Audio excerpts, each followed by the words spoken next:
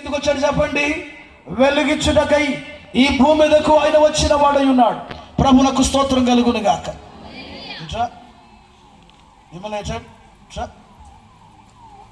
అబ్బాయి ఆ షాల్ పెట్టి అమ్మా, నిన్నే పైకిరా.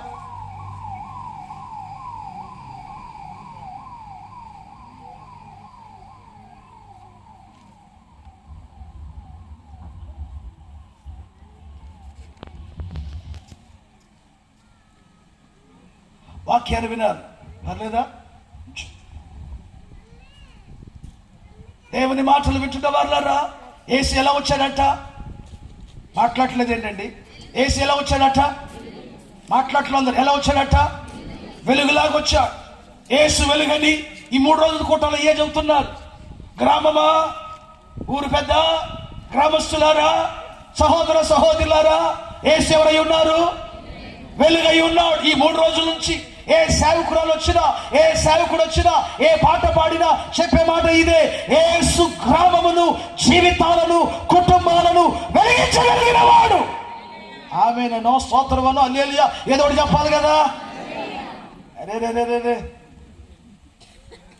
ఈ వెలుగు నీకు ఎక్కడ కనబడిద్దోనని లేఖనం అంటుంది, ఈ వెలుగు ప్రకాశము నీకు ప్రకాశించుకున్నట్లుగా ఇహ సంబంధమైన దేవత అవిశ్వాసులైన వారి మనోనేత్రములకు గుడ్డితనం కలిగించడానికి ఏం చేస్తాడంట? వెలుగును కాననారు. అరే ఏట్లా జరుగుతుంది? యేసు ప్రభు కోటాలరా, మనవి కాదులే. విన్నారా? ఈ వెలుగు నీకు కనబడకూడదు. సువార్తలో నుండి, వాక్యములో నుండి వెలుగు వినబడుతుంది. నువ్వేం చెయ్యాలో ప్రభు నీతో సూటిగా మాట్లాడుతున్నాడు. నువ్వు ఎలా జీవించాలో, నీ కుటుంబం ఎలా ఉండాలో, సేవకుడా నువ్వు ఎలా ఉండాలో మాట్లాడుతున్నాడు. వాడు మాత్రం ఈ మాటలు పెడజోవు పెడుతున్నాడు. ఫోన్ ఉందా? ఫోన్ నొక్కు. రే, వాక్యం వింటున్నప్పుడు ఫోన్ నొక్కడానికి నీకు ఎట్లా బుద్ధి లేదు? చెప్పేదేంటి? ఈ వెలుగు నీకు ప్రకాశించకూడదు. అందుకని వాట్సాప్ నీకు టింగు టింగ్ అని మోగుతుంది. అందుకని నువ్వు ఫోన్ తిరిగేస్తున్నావు. వాక్యాన్ని విను. దేవుని భయము, భీతి లేని వారు చేసే పనులది. నువ్వెవరైనా సరే దేవుని మందిరానికి వచ్చినప్పుడు, దేవుని సభలోకి వచ్చినప్పుడు, ఇలాంటి కూటాల్లో నువ్వు హాజరైనప్పుడు వాక్యం వినకుండా ఈ వెలుగు ఎక్కడ నీ జీవితాన్ని బాగు చేస్తుందని వాడు ఒక్కొక్కరికి ఒక్కొక్క రకమైన ముసుకేస్తాడు. కొంతమందికి నిద్ర ముసుకు, కొంతమందికి పిల్లల ముసుకు, కొంతమందికి ఫోన్ ముసుకు, కొంతమందికి విన్నట్టుగానే ఉంటారు, వినరు. నానా రకాలైన ముసుగులో పడి ఉన్నారు ఇలాగున. అందుకనే వాక్యం చదువుతుండే నీకు అర్థం కావట్లా. అందుకనే వాక్యం చదువుతుండే నీకు వినబుద్ధి కావట్లా.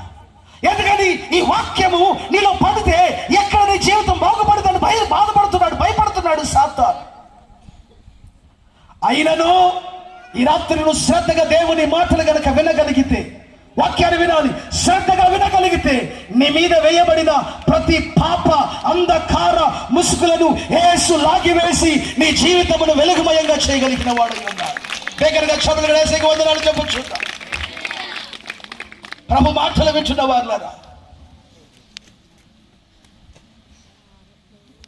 యేసు నీ జీవితాన్ని వెలుగుమయం చేయడానికి, నీ కుటుంబాలను, నీ గ్రామాన్ని వెలుగుమయం చేయడానికి ఈ కూటాలు. ఏమండి పాస్ గారు, డబ్బులు ఉన్నాయా నీ దగ్గర? బాగా ఏమి డబ్బులు ఎలా చేస్తున్నావు నువ్వు? డబ్బుని వ్యర్థపరచుకోవడానికో, సంఘానికి ఒక డబ్బా కట్టుకోవడానికో, లేకపోతే మాకు బలగం ఉందని చెప్పుకోవడానికో. నీవు, నీ కుటుంబం, నీ గ్రామం వెలిగించబడాలి యేసయ్య వెలుగుతో. చెప్పవే గట్టిగా. వ్యాధులతో బాధపడుతున్నావు, కుటుంబాల్లో కలహాలతో బాధపడుతున్నావు, పాపాలతో బాధపడుతున్నావు, శాపములతో బాధపడుతున్నావు, దయ్యాలతో బాధపడుతున్నావు. వాటన్నిటి నుండి విడిపించడానికి యేసు ఈ రాత్రిని ఎదుట వెలుగై ప్రకాశించుచున్నాడు.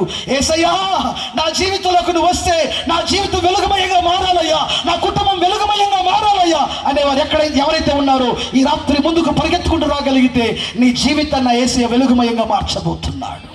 చెప్పగట్టిగా హల్లెలూయా, చెప్పగట్టిగా. లేచి నిలబడదామా ప్రభు సన్నిధానములో? లేచి నిలబడదామా? నీ జీవితం అంధకారములో ఉన్నది.